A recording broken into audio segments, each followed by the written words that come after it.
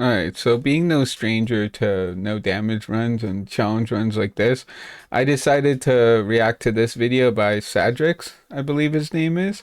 He did a no damage run in classic World of Warcraft, and I just have been doing some in retail, and I'm going to be doing some in classic too, so I figured I'd give it a react. It's a pretty short video, so let's see what Hey it's guys, about. it's Statics. I'll make this short because I'm so Alright. butthurt over this. So, in video games, there's this idea of no hit or no damage. Oh, he's bad hurt. Okay, so I guess that means hey, that happens. That happens, boys. Damage runs, I where you beat the game without I feel that, man. I think I died like 50 times off stream been doing it to record it for video, so it's a lot. But I found some interesting tips and tricks, and once you like start doing your character, if you like hone in on one class, you begin to know like, okay, I can't take this quest because these guys are gonna throw rocks at me. I can't do this quest because I know like these guys are gonna like electrocute me. And I actually found some pretty interesting interesting tech about how to get a hunter pet without using frost trap, which was very great. So I was actually happy about that. All right, let's keep going. at any point taking any damage. Challenge is quite popular in games like Dark Souls and Sekiro. It has been done in Ninja Gaiden and Pokemon, Minecraft, Zelda. It's all over the place. I don't. Yeah, I mean, I was kind of I kind of don't really want to do no damage in any other games, but I do like doing pacifist mode in like Elden Ring and stuff like that. But damageless, it's like the only one that I thought about doing it at all was World of Warcraft. don't play any of these games. I play World of Warcraft Classic, so I figured, why not give it a try to do. Yeah, I mean, yeah, if you that's what you're playing, that's what you're playing, right? I mean, I guess he is a kind of a I guess he is a classic Andy if that's all he plays. So, all right. This no damage challenge in an MMO, where reaching max level and beating the game takes like 150 plus hours. Now, I always found it weird. Like, what do you consider beating World of Warcraft, anyways? Like, I don't know if there's like a metric since it's like a live service, game. What would you consider beating it? I guess like beating it technically getting max level at the time if you're in classic, 60 if you're on retail, what 90? I can't remember. But like I guess that's probably the metric that most people seem to think as beating the game, but like is it for others it could be like beating the highest raid boss, beating the toughest dungeon, the highest level key if you're on retail. It's just like there's a lot of other metrics to what you can be considered beating the game, right? And if you're making a challenge like this, it's not like Elden Ring, right? Elden Ring, it's like what beating the game is. It's beating the Elden Beast and progressing to the end. Minecraft is beating the dragon, but then again, is that beating Minecraft because there's still the weather, the whatever, the hunter man, I can't remember all the other things, but like in World of Warcraft, beating the game is it's not really a thing because there's always new things to be added. So it's just I'm always interested in that when I'm like coming up with like a challenge. It's like, well, what do I consider beating World of Warcraft? When I was doing my challenge, I was like, okay, well, I'm just gonna get to the max level. That's like beating the game. And the thing about this one is you can't really be doing dungeons either because you're relying on people. The same thing that came across me as I was doing my pacifist run. I was like, maybe I want to get to a point where I can do dungeons, but then I was like, I can't, right? And I cut this out of the video, but I was like thinking to myself, like, I would love to do dungeons, but it's like, I can't disrupt the natural order of play from players. Like when doing things like Iron Man, no damage, pacifist, you can't really be playing with a group unless they're like people that watch you or like your friends or whatever, because you can't when you're playing a challenge like this, you're playing very like mathematical, and you're playing like further back from people. They just want to go in and do it, and you're like trying to like do it in a weird way. That's like why my pacifist run wouldn't have worked in a dungeon, because I wouldn't be outputting enough damage to.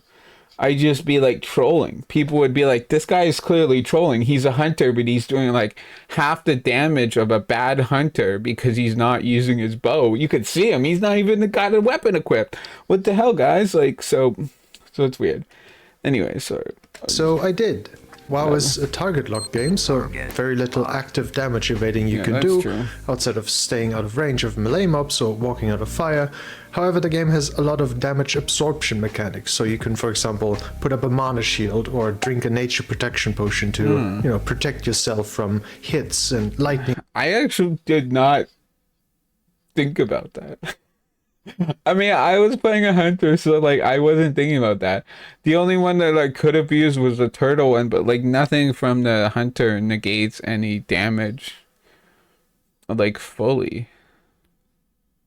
Balls thrown at your face. There are a bunch of different classes in WoW Classic. Most of them are not really feasible for this challenge.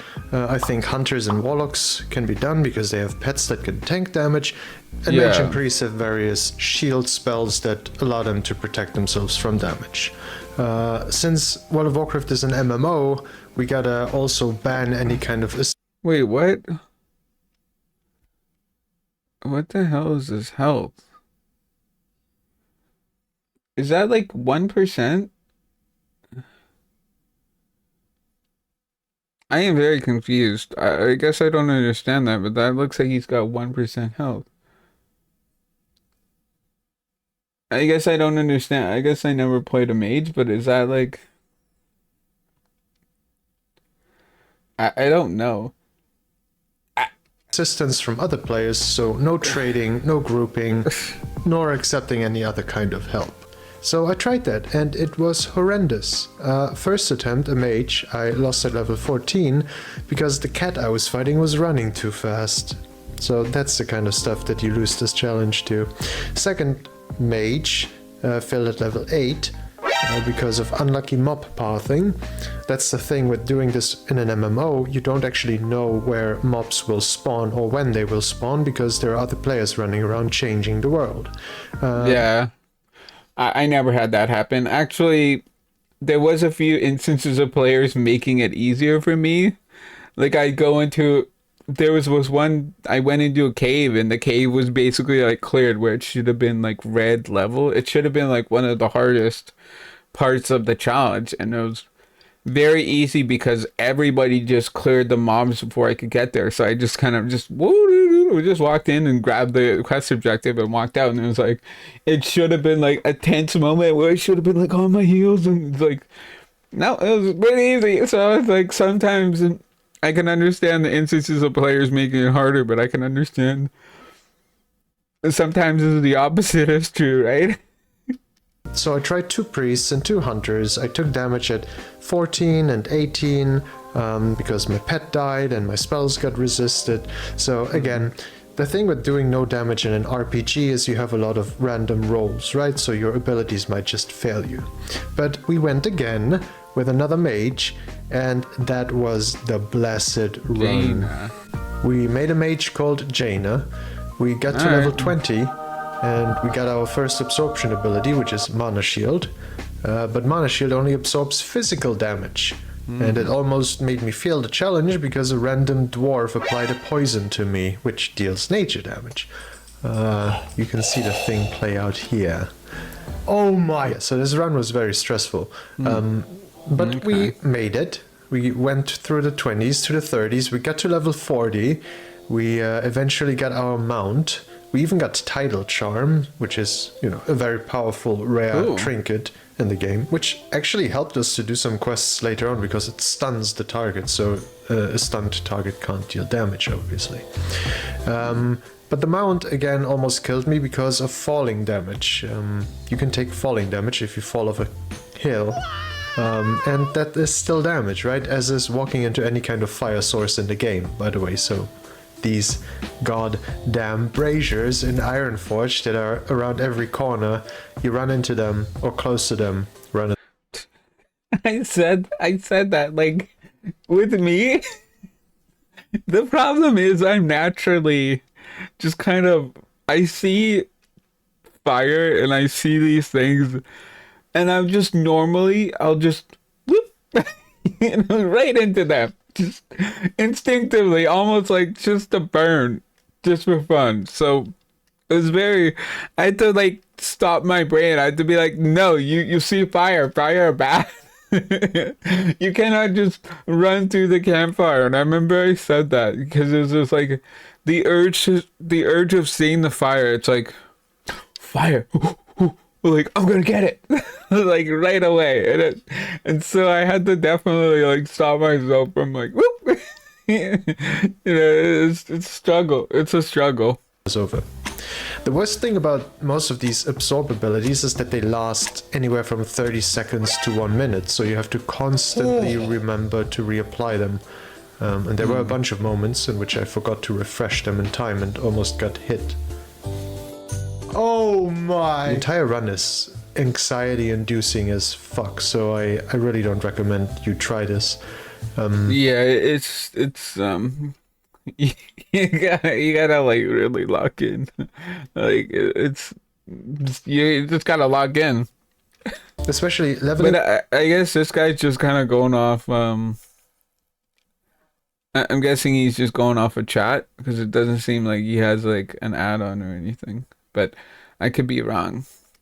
I guess I just figured like it's easier if the add-on like tells you that you've been hit and stuff too, and it makes a noise. But like I guess this guy's got like a bunch of people. It seems like he's got a Twitch chat that's 1 to very 60 is a active. long fucking journey. We are talking about Yeah. 6 days of playtime, more. But we persisted. We got all the way to the very end of it. Level 58 and a half. We were 175 hours into the run. 175 hours without taking a single point of damage, without fucking up a single time. And we actually completed all the quests in the hardest zones of the game. We finished Ungoro, we had Western Plaguelands done, we had Eastern Plaguelands done, we had all the quests in Winterspring done. We had 1 level to go, and then I fucked up. I took an instant spell blast to the face. And that's it, run's over. After Damn. 175 hours, 1 second, gone. So there you have it. Can you beat WoW Classic solo, unassisted, leveling 1 to 60, actually doing the quests that the game throws at you Damn. without ever taking damage? Yeah, you can. I almost did, which also means I didn't. I can't recommend that you try. So for now I'm going back to leveling more casually. Hey. With 1 life, of course, and blindfolded, or without ever looting anything, or whatever else we can come up with. See you guys live on Twitch. Bye. All right. So it's a pretty good video, you know. It seems like he. I want to see. Did he say that he did a warlock? Like, hold on. I just want to Active see damage if he, evading you can do outside of walking out of if he damage did a absorption warlock. to, you know, protect your stage in an MMO. You can do motion to in WoW Classic, thrown at your face. There are a bunch of different classes in WoW Classic. Most of them are not really feasible for this challenge. I think hunters and warlocks can be done because it can be damage. I just want to see if he said he did a warlock. Grouping. No, and it was because the cat I was mage fell at level 8 because of unlucky mob pathing. That's the thing with doing this in an MMO. You don't actually know where mobs will spawn or when they will Yeah, spawn I just because want to there see are if other he players freaking running did a around. warlock. I tried 2 priests and 2 hunters. I took damage at You tried 2 priests and 2 hunters. I took damage at 14 and 18 So he didn't do a warlock. because my pet. Yeah, Warlock is pretty good because it seems like this guy just stands back and definitely I have more of like a hunter play style and I found that it was pretty once you can kind of get the because my mindset was like on okay, I really want to get a pet. and then I found some ways to get a pet. So so it's like without taking damage, I found some ways. I could have probably found a way on like every single character, but like once I found a way that was working, like I had to fail a few times. Like I probably failed a lot more than this guy did. But like once you fail a few times, then you kind of learn, okay, I can do this, I can do this, I can do this. Dwarf was definitely easiest to get to that point because in the valley you can't take every quest. There's no way you can progress past the valley because there's these goon things that throw rocks at you, so you cannot get past there. So it's like getting out of that valley, you kind of just can't take every quest. So it's like I did that and then I left and then I was able to find a way to choose a pet and that was pretty good. But then eventually just didn't get good luck on it. But Warlock's easiest first because you can get a pet right at 3 and it just kind of tanks every damage so you can just stand back. But yeah, that's a pretty good video. Kind of like it. So yeah, I'm glad I watched it. It was pretty good.